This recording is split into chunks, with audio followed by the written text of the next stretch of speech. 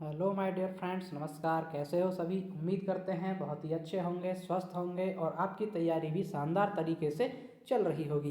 दोस्तों, आप सभी का स्वागत है हमारे आज के इस सीडीपी के प्रैक्टिस सेट में। इस प्रैक्टिस सेट में आपको प्रीवियस ईयर क्वेश्चंस और मोस्ट एक्सपेक्टेड क्वेश्चंस उन सभी को विस्तृत व्याख्या के साथ प्रस्तुत किया जाएगा। इस प्रैक्टिस सेट के माध्यम से आप UP TET, C TET, DSSS यानी कि आप जितने भी टीचिंग एग्जाम्स होते हैं और जिसमें भी आपकी सीडीपी यानी बाल विकास एवं शिक्षण शास्त्र पूछा जाता है, उन सभी के लिए ये क्लास बहुत ही इंपॉर्टेंट होने वाली है। तो चलिए देर ना करते हुए आज की क्लास को शुरू करते हैं। आज का आपका क्वेश्चन नंबर फर्स्ट, निम्न में से कौन सी शिक्षा मनोविज्ञान की सर्वाधिक व्यक्तिनिष्ठ विधि है?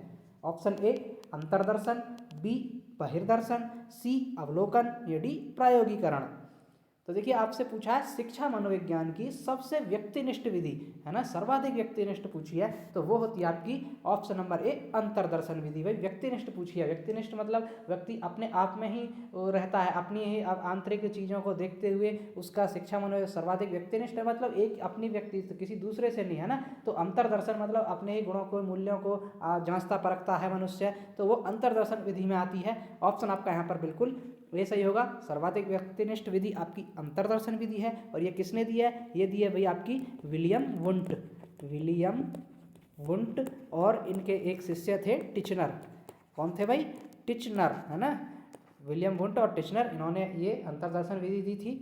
चलिए आगे बढ़ते हैं। क्वेश्चन नंबर 2, निम्न में से कौन सा कथन सही नहीं है? ऑप्शन ए वृद्धि एवं विकास दो अलग आयाम हैं, बी वृद्धि जीवन पर्यंत चलती है, सी वृद्धि विकास की प्रक्रिया का ही एक भाग है, या डी विकास सतत प्रक्रिया है। अब देखिए, आपसे नहीं पूछा है ना कौन सा नहीं है, यानी कि इनमें से कौन सा गलत है, वही है। तो देखिए ऑप्शन नंबर बी जो है आपका वृद्धि जीवन पर्यंत चलती है, ये बिल्कुल गलत है, क्योंकि वृद्धि जो है जीवन पर्यंत नहीं चलती, विकास जीवन पर्यंत चलता है ना। वृद्धि एक निश्चित समय तक होती है, उसके बाद वृद्धि रुक जाती है। वृद्धि क्या होती है भाई? आपके शारीरिक जो शरीर में वृद्धि होती है, शारीरिक विकास होता है, ये वृद्धि के अंतर्गत आता है। जैसे आपकी हाइट बढ़ी, ऐसा तो नहीं आप जिंदगी भर हाइट बढ़ती रहेगी भाई, एक निश्चित समय आएगा तो आपकी हाइट रुक जाएगी। ऐसे ही आपका बाल बढ़ते हैं, सर बढ़ता है ना। सर ऐसा तो नहीं बढ़ता ही रहता है, बस एक निश्चित समय पर आकर जितना आकार होना होता है वहाँ पर आकर रुक जाता है, तो वो आपकी वृद्धि होती है। तो वृद्धि जीवन पर्यंत नहीं चलती, एक निश्चित अवधि तक ही होती है, उसके बाद रुक जाती है। इसलिए ऑप्शन बी सही होगा यहाँ पर, क्योंकि इसने बोला है कि जीवन पर्यंत चलती है, नहीं चलती है। ठीक है फ्रेंड्स, चलिए आगे बढ़ते हैं। क्वेश्चन नंबर 3, बच्चों के संवेगात्मक विकास को प्रभावित करने वाला कारक है। ऑप्शन ए स्वास्थ्य एवं शारीरिक विकास, बी पारिवारिक वातावरण और आपसी संबंध, सी पास पड़ोस समुदाय और समाज, या डी उपरोक्त सभी।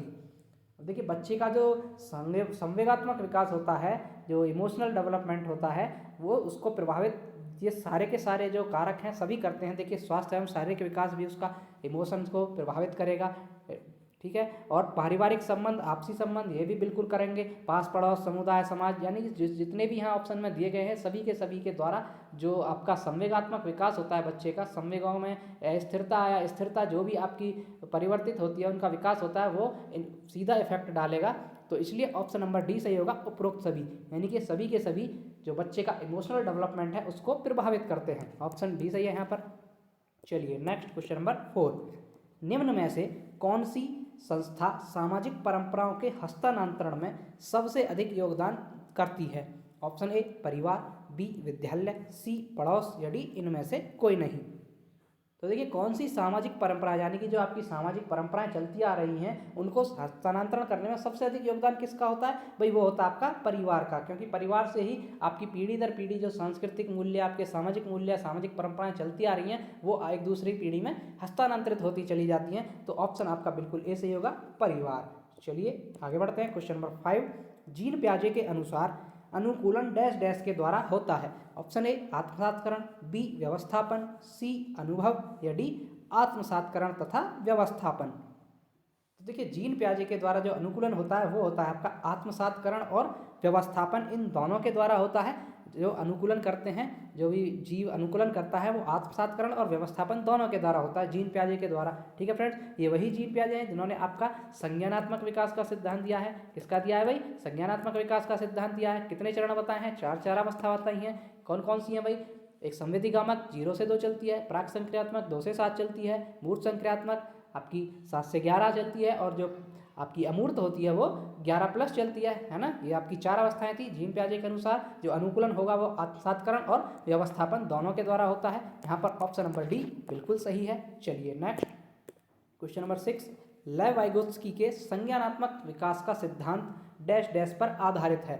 ऑप्शन ए सामाजिक संरचना, बी व्यवहारवाद, सी मनोविश्लेषण या डी सार्वभौमिकता। तो देखिए जो लेव वाइगोत्स्की एक मनोवैज्ञानिक थे, इन्होंने भी संज्ञानात्मक विकास का सिद्धांत दिया, लेकिन उनका जो सिद्धांत है वो सामाजिक संरचना और सामाजिक सांस्कृतिक संरचना पर आधारित है। सोशियो कल्चरल थ्योरी जो दी है वो लेव वाइगोत्स्की ने दी है, तो ये सामाजिक संरचना के आधार पर सिद्धांत दिया था। ऑप्शन आपका यहाँ पर बिल्कुल ए सही होगा। इन्होंने ही आपका ZPD का सिद्धांत दिया था, जोन ऑफ प्रॉक्सिमल डेवलपमेंट, जिसको आप स्कैफोल्डिंग बोलते हैं, ये सिद्धांत इन्हीं ने दिया था। ठीक है फ्रेंड्स, चलिए नेक्स्ट क्वेश्चन नंबर 7, राष्ट्रीय पाठ्यचर्या रूपरेखा 2005 का मुख्य दर्शन क्या है। ऑप्शन ए व्यावसायिक कुशलताएं सीखना, बी बिना बोझ के सीखना, सी सह शैक्षणिक गतिविधियों को सीखना या डी सतत एवं व्यापक मूल्यांकन। तो देखिए आपका NCF जो होता है, इसको शॉर्ट फॉर्म में NCF कहते हैं, नेशनल करिकुलम फ्रेमवर्क, राष्ट्रीय पाठ्यचर्या रूपरेखा 2005। जो NCF 2005 है ये किस पर बल देता है भाई, इसका मुख्य दर्शन क्या है, ये है बिना बोझ के सीखना, यानी कि शिक्षा बिना बोझ के। इसके टैगलाइन थी शिक्षा बिना बोझ के, है ना। तो ये आपका बिल्कुल बी सही होगा, शिक्षा बिना बोझ के। ये NCF 2005 की टैगलाइन थी, और इसके जो वो थे आपके हेड कौन थे भाई, प्रोफेसर यशपाल जो थे, उन्होंने NCF 2005 को दिया था। तो ऑप्शन आपका यहाँ पर बिल्कुल बी सही होगा। ठीक है फ्रेंड्स, चलिए आगे बढ़ते हैं। क्वेश्चन नंबर 8, जॉन डीवी द्वारा समर्थित लैब विद्यालय के उदाहरण हैं। ऑप्शन ए पब्लिक विद्यालय, बी सामान्य विद्यालय, सी फैक्ट्री विद्यालय या डी प्रगतिशील विद्यालय। तो जो जॉन डीवी थे, इन्होंने लैब विद्यालय के जो उदाहरण हैं वो हैं आपके प्रगतिशील विद्यालय। जो प्रगतिशील शिक्षा जो कॉन्सेप्ट दिया था वो भी जॉन डीवी के द्वारा दिया गया था, और प्रगतिशील जो विद्यालय हैं ये भी जॉन डीवी के द्वारा ही उदाहरण दिए गए थे। लैब विद्यालय का उदाहरण प्रगतिशील विद्यालय होगा। ऑप्शन आपका यहाँ पर बिल्कुल डी सही होगा। चलिए आगे बढ़ते हैं।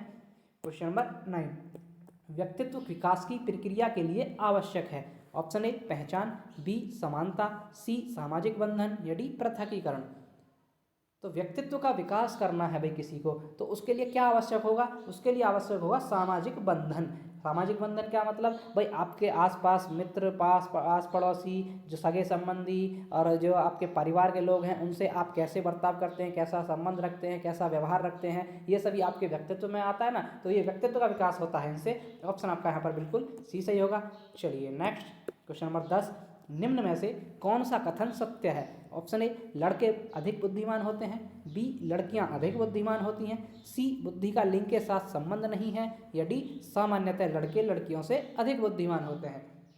तो देखिए ऐसा कोई भी थ्योरी नहीं है, कोई भी कॉन्सेप्ट नहीं है ऐसा कि लड़के ज़्यादा बुद्धिमान होते हैं, लड़कियां ज़्यादा बुद्धिमान होती हैं। भाई कोई भी बुद्धिमान हो सकता है, लड़के भी हो सकते हैं और लड़कियां भी हो सकती हैं। तो जो बुद्धि होती है इसका लिंग के साथ कोई लेना देना नहीं होता है। बुद्धि आपकी जो लड़कियां होती हैं वो भी अधिक बुद्धिमान हैं और लड़के भी होते हैं, और दोनों होते हैं भाई, है ना। कोई ऐसा नहीं है कि केवल लड़के ही अधिक बुद्धिमान होते हैं, लड़कियों में ही ज़्यादा बुद्धि पाई जाती है। तो बुद्धि का लिंग के साथ कोई लेना देना नहीं होता है। ऑप्शन आपका यहाँ पर बिल्कुल सी सही होगा। चलिए नेक्स्ट चलते हैं। क्वेश्चन नंबर 11, मनुष्य में वैयक्तिक विभिन्नताएं निर्धारित होती हैं। ऑप्शन ए पर्यावरणीय भिन्नताओं से, बी वंशानुक्रम भिन्नताओं से, सी पर्यावरण और वंशानुक्रम के बीच अंतः संबंध से या डी इनमें से कोई नहीं। तो देखिए व्यक्तिक विभिन्नताएं क्या होती है, इंडिविजुअल डिफरेंसेस क्या होते हैं भाई। हर व्यक्ति का जो कोई भी जो भी कोई मान लीजिए 2 व्यक्ति हैं, कभी भी 2 व्यक्तियों में समानता नहीं हो सकती भाई। रुचियों में अलग हो सकते हैं, उसका खान पीन अलग हो सकता है, कद काठी अलग हो सकती है, उसका हाव भाव अलग हो सकता है, उसका व्यवहार अलग हो सकता है, मतलब कुछ भी अलग हो सकता है। तो व्यक्तिक विभिन्नताएं होती ही होती हैं, कोई भी 2 व्यक्ति समान नहीं होते हैं। तो ये होता है आपका पर्यावरण और वंशानुक्रम के बीच अंतः संबंध से, इंटरैक्शन से, है ना।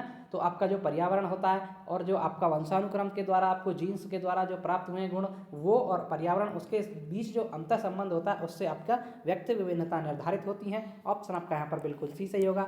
ठीक है फ्रेंड्स, चलिए नेक्स्ट क्वेश्चन नंबर 12, मूल्यांकन किया जाना चाहिए। ऑप्शन ए मूल्यांकन से बच्चे पढ़ेंगे, बी पता लगता है बच्चों की उपलब्धि का, सी बच्चों के सीखने के स्तर का ज्ञान होता है या डी शिक्षकों की उपलब्धि का पता लगता है।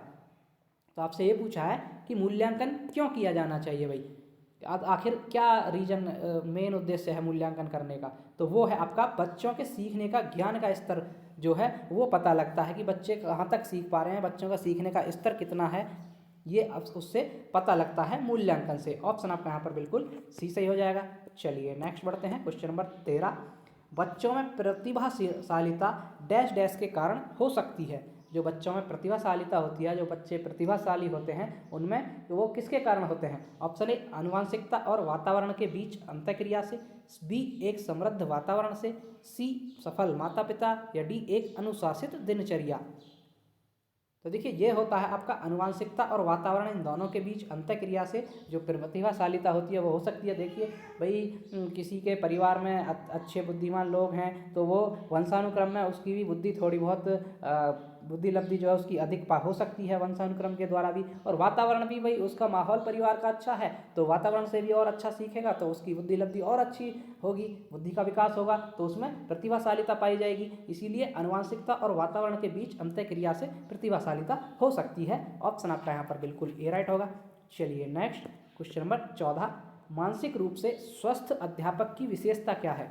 ऑप्शन ए वह संवेगात्मक रूप से संतुलित है, बी उसे विषय का गहन ज्ञान है, सी वह अत्यधिक संवेदनशील है, या डी वह सख्त अनुशासन पसंद है। तो देखिए मानसिक रूप से स्वस्थ है कोई टीचर तो उसकी विशेषता होगी वह संवेगात्मक रूप से संतुलित है, यानी कि उसका इमोशंस पर कंट्रोल है, वो एकदम बैलेंस रखता है इमोशंस को, तो वो एकदम मानसिक रूप से बिल्कुल स्वस्थ रहता है। ऑप्शन आपका यहाँ पर बिल्कुल ए राइट हो जाएगा। चलिए नेक्स्ट पर चलते हैं। क्वेश्चन नंबर 15, एक शिक्षक को ऐसी गतिविधियों की योजना बनानी चाहिए जो शिक्षार्थियों के बीच डैश डैश उत्पन्न करती है।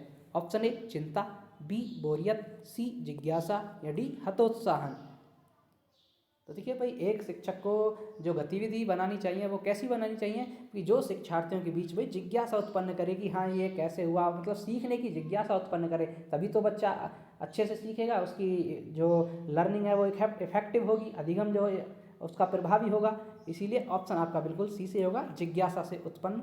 चलिए क्वेश्चन नंबर 16, निम्न में से कौन सी एक सहगामी अधिगम युक्ति है? ऑप्शन ए ढालना, बी क्रमबद्धता, सी सामाजिक पृथकीकरण, या डी पारस्परिक रूप से प्रश्न करना। अब देखिए आपसे पूछा क्या सहगामी अधिगम, यानी कि एक दूसरे के बीच साथ बैठ करके सहपाठियों के द्वारा उस अधिगम करना, सहगामी अधिगम।